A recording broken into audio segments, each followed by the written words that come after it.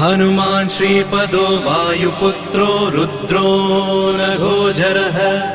अमृत्यवीरवीरश्च ग्रामवासो जनाश्रयः धनदो निर्गुणः शूरो वीरो निधिपतिर्मुनिः पिङ्गाक्षो वरदो वाग्मी सीताशोकविनाशकः शिवः शर्वत्परो व्यक्तो व्यक्ताव्यक्तो धराधरः पिङ्गकेशः पिङ्गरोमा श्रुतिगम्यः सनातनः